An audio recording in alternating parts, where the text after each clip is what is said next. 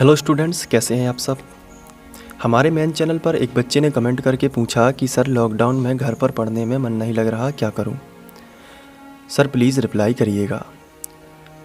ये समस्या मुझे नहीं लगता कि केवल उसी बच्चे की है, ये आप में से बहुत सारे बच्चों की समस्या हो सकती है कि लॉकडाउन में पढ़ने में मन नहीं लग रहा। तो सबसे पहले तो ये प्रश्न उठता है कि घर पर पढ़ने में मन क्यों नहीं लग रहा, क्या कारण है इसका।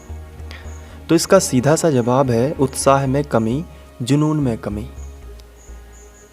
अब ये क्या है, देखिए, जब तक हमें किसी काम को करने के पहले उत्साह नहीं होगा, अंदर से जुनून नहीं होगा, तब तक हम उस काम को कैसे करेंगे। फिर तो करेंगे तो वो ज़बरदस्ती होगा ना, और ज़बरदस्ती किसी से कोई भी काम नहीं कराया जा सकता। जब तक हमारा किसी चीज़ के प्रति कोई लक्ष्य नहीं है, कोई जुनून नहीं है, तब तक हम उस काम को कैसे करेंगे। तो क्वेश्चन ये उठता है कि घर पर पढ़ाई करने में मन क्यों नहीं लग रहा, जबकि जब हम स्कूल जाते थे तो थोड़ा बहुत तो हमारा मन लगता था ना, या किसी का बहुत अच्छा लगता था। क्या कारण है। तो इसका कारण है कि जब हम स्कूल या कोचिंग जाते हैं तो वहाँ पे शिक्षकों द्वारा नियमित और निर्धारित समय से विषयों का अध्ययन कराया जाता है। सभी विषय पढ़ाए जाते हैं, सबका पीरियड फिक्स होता है, कितने टाइम पे कौन सा पीरियड लगेगा, हर एक चीज़ बिल्कुल फिक्स होती है। और इसके साथ साथ क्या होता है कि हर हफ्ते टेस्ट भी होते हैं। तो घर पर पढ़ने का एक गजब का माहौल बन जाता है, क्योंकि टेस्ट होता है तो आप उसकी टेस्ट के पहले घर पर लिख लिख कर रिवीजन करते हो, पूरा का पूरा चैप्टर तैयार करते हो, फिर से एक बार फिर से पढ़ने के बाद फिर से, क्योंकि टेस्ट आता है तो आप चाहते हो कि टेस्ट में मैं अच्छे से अच्छे अंक लाऊं। तो इसके लिए आप क्या करते हो, आप इसके लिए अच्छे से पढ़ाई करते हो घर पर। और यहाँ तक कि आप जो भी, या तो मैथ्स का सवाल है तो आप उसे फिर से अपने खुद से करके देखते हो, सेल्फ स्टडी करते हो, या कोई डेरिवेशन है तो आप उसे अच्छे से करते हो, पहले खुद से करते हो। लेकिन अब क्या हुआ है कि यहाँ पे वो सब चीज़ें पॉसिबल नहीं हो पा रही। स्कूल में टेस्ट होता है, और यदि मान के चलिए टेस्ट हुआ स्कूल में, जैसे 20 अंक का टेस्ट है और किसी बच्चे के आपसे ज़्यादा आ गए, तो क्या होता है, वहाँ पे कंपटीशन का एक भावना आ जाती है कि भाई उसको 20 में से 18 मिले, मुझे 15 ही मिल पाए, या मुझे 10 ही मिल पाए। तो फिर क्या होता है, यहीं से उत्साह जो है वो जागृत होता है, जुनून जागृत होता है कि मुझे भी अब मन लगा के, अच्छे से खूब मन लगा के पढ़ना है। और तभी हमारा पूरा मन जो है उत्साह से भर जाता है, और फिर हम अपने अध्ययन में ज़्यादा समय देते हैं, ज़्यादा फोकस करते हैं। और यही अभी माहौल आपका नहीं बन पा रहा, क्योंकि स्कूल बंद है, कोचिंग बंद है। तो अब ये आप पे डिपेंड करता है कि आप इसको घर पर माहौल को बना सकते हो या नहीं बना सकते। अगर आप सच में अच्छे से मेहनत करना चाहते हैं तो आप घर पर इस माहौल को बना सकते हो, और आपको लॉकडाउन का कोई भी फ़र्क नहीं पड़ेगा अगर आप इस चीज़ को फॉलो करते हो, जो मैं आपको कुछ टिप्स दे रहा हूँ कि किस तरीके से आप घर पर माहौल बनाइए और अपनी पढ़ाई कर सकते हैं। और इतना अच्छा माहौल बनाएंगे जिससे आप पूरी तरीके से अपने अध्ययन में फोकस हो जाएंगे और पहले जैसी प्रभावी पढ़ाई करेंगे, और आपको पढ़ाई की कोई भी टेंशन नहीं होगी। देखिए, ध्यान से आपको सभी चीज़ों को अच्छे से अप्लाई करना है। ऐसा नहीं है कि आपने सुन बस लिया फिर अप्लाई नहीं किया तो आपको उसका कोई भी फ़ायदा नहीं होगा। तो देखिए, सबसे पहली टिप्स आती है टेस्टिंग। जैसे स्कूल में टेस्ट होते थे, तो अब आपको वैसा माहौल घर पर बनाना है। तो टेस्टिंग कैसे करनी है, उसके लिए आपको क्या करना है, सबसे पहले किसी भी चैप्टर को ऑनलाइन पूरा पढ़ना है। पूरा पढ़ने के बाद आपको क्या करना है, जो भी आप क्वेश्चन पढ़ रहे होते हैं तभी आपको एक ब्लैंक पेपर लेना है, और जिस क्वेश्चन को आप ऑनलाइन पढ़ रहे हो उस क्वेश्चन को आपको, केवल क्वेश्चन को, या जो भी आप टॉपिक पढ़ रहे हैं उस टॉपिक को केवल लिखते जाना है। जैसे आपने कोई भी टॉपिक पढ़ा तो पहले आपने ब्लैंक पेपर पर लिख लिया टॉपिक अकेला, और उसका आंसर वहाँ पे देखा या उसका सॉल्यूशन जो भी आपने उसे अच्छे से समझा, और फिर आगे बढ़ गए, नेक्स्ट टॉपिक पढ़ने लगे। जब आप नेक्स्ट टॉपिक पढ़ने लगे तो उस टॉपिक को आपने अपने ब्लैंक पेपर पर लिखा और फिर उसे पढ़ने लगे।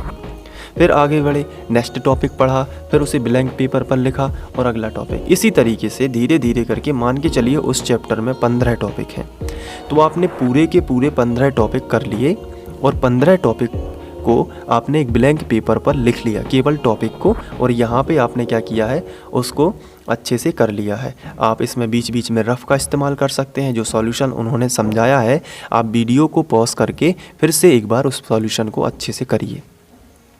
तो इस तरीके से धीरे धीरे करके आपकी तैयारी हो गई। तो यहाँ पे 2 काम हुए हैं। आपने एक तरफ ब्लैंक पेपर पर वो सभी जो हैं उन्हीं सभी प्रश्नों को या टॉपिक को एक तरफ लिख भी लिया है और उसके बाद उसका रफ में सॉल्यूशन भी सीख लिया है। अब दूसरे नंबर पर आता है कि हम उसका अच्छे से रिवीजन करें। तो आप 2 से 3 दिन निर्धारित कीजिए उनका रिवीजन करने के लिए। 2 से 3 दिन क्या करना है आपको, उनका रिवीजन करना है। फिर टेस्ट की टाइमिंग निर्धारित करना है और जो ब्लैंक पेपर जिसमें आपने क्वेश्चन लिखे हुए हैं वो आप घर के किसी सदस्य, माता पिता, बड़े भाई बहन को देना है वो ब्लैंक पेपर, और उनसे ये कहना है कि आप इनमें से किसी भी क्वेश्चन 5 क्वेश्चन पर टिक लगा दीजिए। कोई भी हो सकते हैं वो, मुझे नहीं बताइए, लेकिन उनको टिक लगा दीजिए। आपको नहीं देखना है वो, उनको पेपर बस पकड़ा देना है और उनसे क्या कहना है कि इन पर आप टिक लगा दीजिए, कोई भी 5। जिस पेन से आपने लिखे हैं उसका अपोजिट पेन, जैसे आपने यदि लाल से टॉपिक लिखे हैं तो आप उस जो है आप उन्हें नीले का पेन दे दीजिए, ब्लू पेन, और उनसे कहिए कि आप इन पर 5 टिक लगा दीजिए। तो वो उन्हें नॉर्मली वो तो टिक लगा देंगे, इतना काम तो वो कर सकते हैं। तो वो जब टिक लगा देंगे तो फिर आपको क्या करना है, वो आप एकांत में कहीं ऐसी जगह बैठिए जहाँ पे कोई 1 घंटे तक आपको डिस्टर्ब ना करे, क्योंकि आपकी टेस्ट की लिमिट है 1 घंटा। तो वहाँ पे आप बैठेंगे। उसके बाद उन सभी लगाए हुए प्रश्नों, जो भी उन्होंने प्रश्न लगाए हैं, अब आपको तो मालूम नहीं होगा, लेकिन जैसे ही आपके हाथ में ब्लैंक पेपर आएगा आपको पता चल जाएगा कि इन्होंने ये क्वेश्चन लगा दिए हैं। तो एक आप टेस्ट कॉपी बना लीजिए 4 पन्नों की, या टेस्ट रजिस्टर बना लीजिए। तो वहाँ पे आप टेस्ट बाय टेस्ट जैसे 5 क्वेश्चन लगाए तो एक एक करके सबको हल करना शुरू करिए और अपना देखिए कि कितने मुझ पे बन रहे हैं। अब होगा क्या कि यहाँ पे हो सकता है कि आप 1 आध क्वेश्चन भूल गए या 2 क्वेश्चन भूल गए, नहीं बन रहे, या पहले याद थे अब नहीं कर पाए।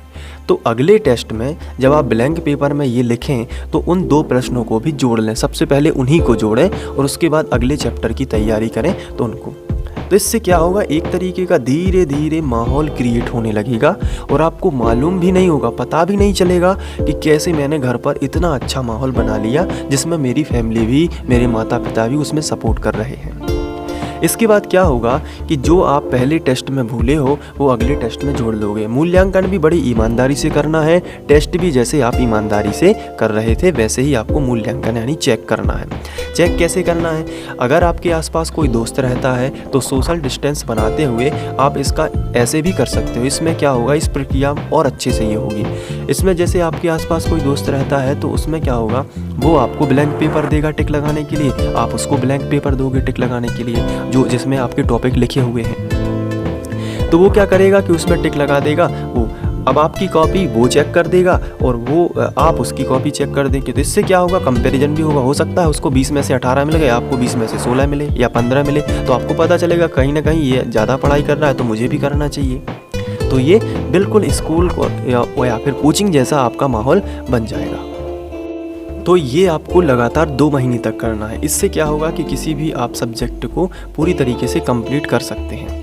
इसकी ये जो प्रक्रिया है ये आप सभी सब्जेक्ट के साथ भी कर सकते हैं। और इसके बाद आप धीरे धीरे क्या करना है, आपको टेस्ट की टाइमिंग घटाते जाना है और पढ़ाई तेज करते जाना है। इससे आपका काफ़ी समय सेव होगा। दूसरी टिप्स है माइंडसेट। पहली टिप्स क्या थी, टेस्टिंग, कि किस तरीके से टेस्टिंग आपको करना है। दूसरी टिप है माइंडसेट। माइंडसेट यानी हमारे दिमाग की हालत कैसी होगी। पढ़ने में मन न लगने का सबसे बड़ा कारण माहौल होता है और माहौल हमारे माइंडसेट को प्रभावित करता है। इसका क्या मतलब है, इसका मतलब ये है कि जब हमारा माइंडसेट पढ़ने का नहीं होगा, पढ़ने का मन नहीं होगा, यदि आपका माइंडसेट पढ़ने का भी नहीं होगा तो आप ये जो वीडियो है ये भी नहीं देखोगे, क्योंकि आपको ये बेकार लगेगा, क्योंकि आपका माइंडसेट भी उसी तरीके से है कि आप उस चीज़ को नहीं करना चाहते, आप पढ़ना खुद से ही नहीं चाहते। अगर खुद से ही नहीं पढ़ना चाहते तो फिर तो सवाल ही नहीं उठता माहौल क्रिएट करने का। तो जो हमारे माइंडसेट के हिसाब से होगा। तो कैसे? जैसे हमें अपने दिमाग की हालत भी ठीक करना। मेरे कहने का मतलब है कि हमें अपने दिमाग की हालत को भी ठीक करना है। तो उसके लिए क्या करना? उसके लिए हमें थोड़ा स्पिरिचुअल बनना होगा, आध्यात्मिक बनना होगा। यानी कि हमें सोने से पहले अपने ईश्वर को याद करना है। जो भी आपको प्रार्थना याद हो उसे आपको रात में गुनगुनाना। इससे आप पॉजिटिव एनर्जी फील करेंगे और वही आपको चाहिए पढ़ने के लिए। क्योंकि आजकल आप देखते हो नेगेटिव एनर्जी चारों तरफ है, जिससे हम पढ़ाई में मन नहीं लगा सकते। और यदि हमारे ऊंचे लक्ष्य हैं जिन्हें हमें प्राप्त करना है, तो हमें एकाग्रचित्त फोकस एक ही जगह रहना होगा और हमारी एनर्जी सेव होगी। और हम एक तरफ एक ही डायरेक्शन में अगर अपनी एनर्जी लगाएंगे तो हमें सफलता निश्चित ही मिलेगी। तो रात को सोने से पहले आपको क्या करना है? कोई भी प्रार्थना ईश्वर को याद करते हुए गुनगुनाना है। जैसे मैं एक प्रार्थना आपको बताता हूँ जो मैं अक्सर गुनगुनाया करता हूँ। वह शक्ति हमें दो दया निधि, कर्तव्य मार्ग पर डट जाबे, पर सेवा कर उपकार में हम निज जीवन सफल बना जावे। तो इस तरीके की आपको जो भी प्रार्थना आती है आप आराम से कर सकते हैं। तो आपका मन भी शांत रहेगा और आपका माइंडसेट ठीक रहेगा और कल के लिए आप एनर्जी इकट्ठा कर पाएंगे, आराम से सो पाएंगे। इसके बाद कुछ बेसिक सी चीज़ और है, तीसरी टिप्स है, वो मैं आपको बताता हूँ। तीसरी टिप्स ये है कि हर संडे की शाम किसी एक टॉपर स्टूडेंट का इंटरव्यू देखना है आपको मोबाइल पर। कैसे देखना है? वो इंटरव्यू आपको संडे की शाम देखना है। जब आप पढ़ाई कंप्लीट कर लें उसके बाद 5 से 10 मिनट का इंटरव्यू होता है उनका। मैं ये क्यों कह रहा हूँ? क्योंकि उस टॉपर स्टूडेंट से आप सीख सकें उसकी बॉडी लैंग्वेज क्या है, उसने किस तरीके से मेहनत की, उसकी दिनचर्या क्या थी, ये सब आपको इंटरव्यू में देखने को मिलेगा। वो सभी चीज़ें आपके साथ शेयर करेगा।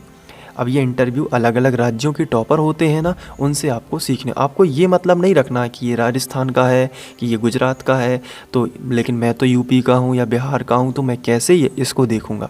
ऐसा नहीं है। क्योंकि टॉपर जो स्टूडेंट होते हैं उनका माइंडसेट इतना शार्प होता है, हर एक चीज़ उनको क्लियर होती है, उनका जो डेस्टिनेशन है, तो उनसे आपको बहुत सारी चीज़ें सीखने को मिल सकती हैं। मेरे कहने का मतलब है कि वो जो फील करते हैं उस समय पढ़ते समय, आपको उनसे बेहतर आपको कोई भी गाइड नहीं कर सकता, क्योंकि वो चीज़ें उन्होंने झेली हुई हैं।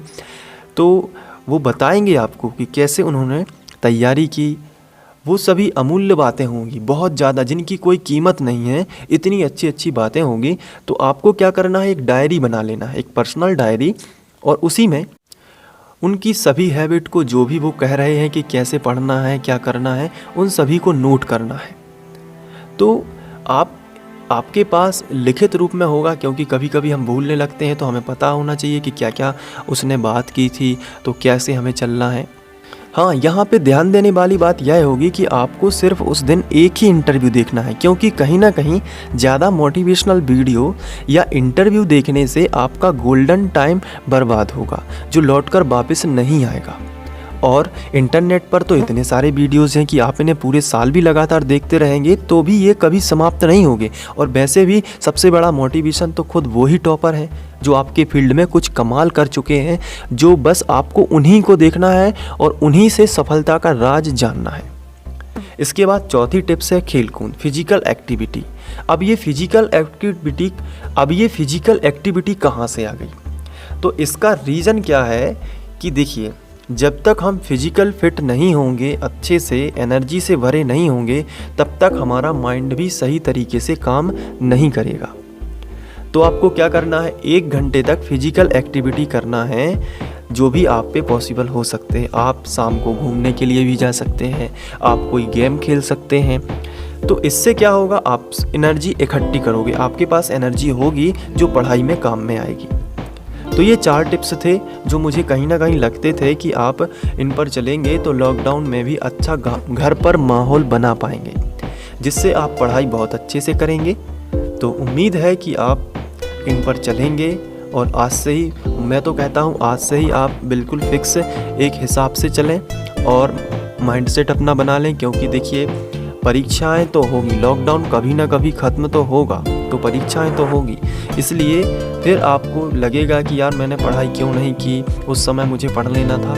तो परीक्षाएं तो होंगी, इसलिए आपको क्या करना है, अभी से इसका फ़ायदा लेना है लॉकडाउन का। इससे अच्छा टाइम नहीं हो सकता। डेली कम से कम 6 घंटे पढ़ें और इससे निरंतरता बनाए रखें। अगर आप 6-6 घंटे रोज़ पढ़ते हैं तो बड़ा ही अच्छा होगा आपकी स्टडी के लिए, क्योंकि कभी कभी हम जोश में आकर 12-12 घंटे पढ़ देते हैं, लेकिन दूसरे तीसरे दिन फिर बिल्कुल भी पढ़ाई नहीं करते। इस तरीके की पढ़ाई नहीं करना है। मैं तो कहता हूँ अगर आप 4 घंटे भी पढ़ते हैं लेकिन डेली पढ़ेंगे तो आप टॉपर बनेंगे। बिल्कुल पढ़ाई फोकस होनी चाहिए। ऐसा नहीं है कि रजिस्टर बस खोल लिया या फिर किताब खोल ली लेकिन ध्यान कहीं और है, इसे पढ़ना नहीं कहते। क्वालिटी टाइम बिताना चाहिए, यानी कि वैसा ही पढ़ना है जैसा जितना हमें समझ में आ रहा है उसी तरीके से वही होगा पढ़ना। तो ठीक है, तो अब मुझे इजाज़त दीजिए। Thank you.